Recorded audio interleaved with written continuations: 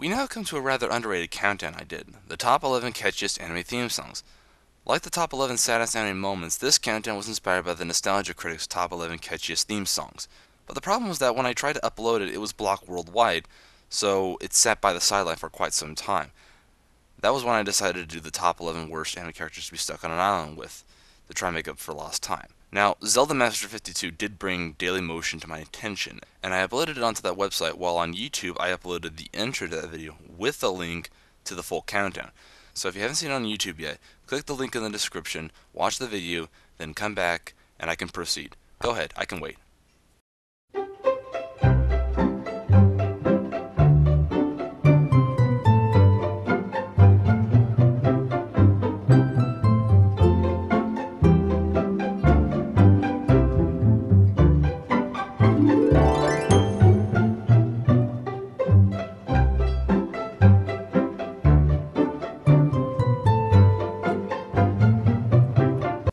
Okay, so have you seen the countdown? Alright, great, let's get started. At number 11, I had Kimba the White Lion. This was the first time I used footage or even mentioned an old anime like Kimba the White Lion.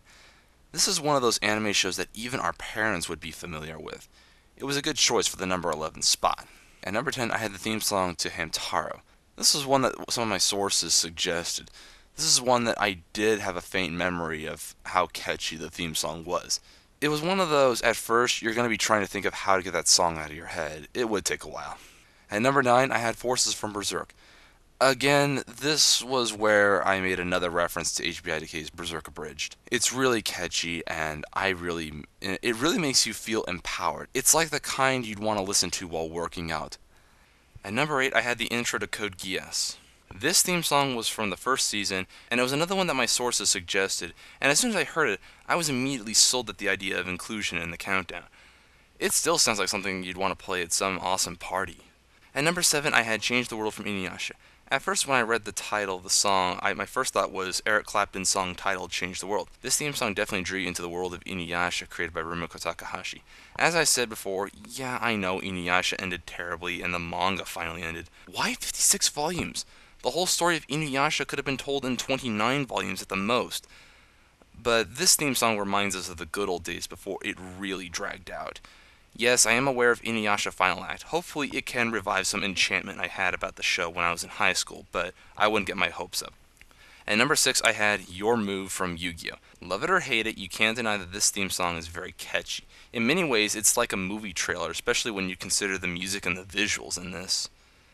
At number 5, I had the theme song from Yu Yu Hakusho. Sometime after I uploaded this, it was brought to my attention that it was titled Smile Bomb, and to that I wish I had known that, then I would have mentioned it.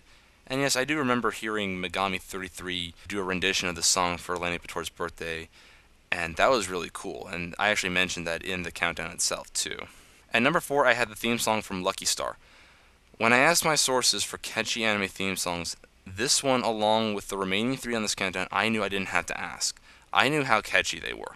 Lucky Star, while I may not have actually watched this anime, I'm not saying it's good or bad or anything, I just haven't seen it for myself yet. It was one my friend showed me, and my god, it goes from 0 to 60 in about a second. That's pretty impressive.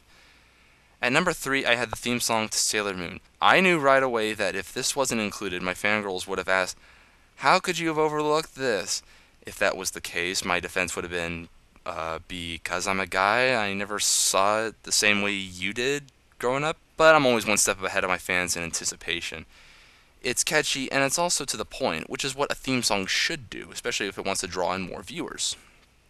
At number 2, I had Rock the Dragon from Dragon Ball Z. As I said before, Dragon Ball Z was my very first anime, even before I fully understood the concept of anime. This theme song I definitely remembered, clip by clip, word for word. DBZ fans still to this day remember this theme song.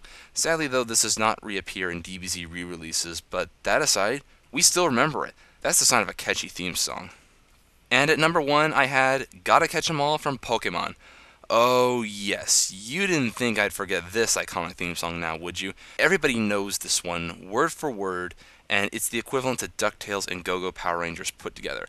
Everybody sang this. That, and they even did spoofs of it. Smosh, Brentalfloss, and even College Humor. The list goes on. And that's why I felt it had to be the number 1 catchiest anime theme songs. So that was revisiting the top 11 catchiest anime theme songs. Thanks for watching.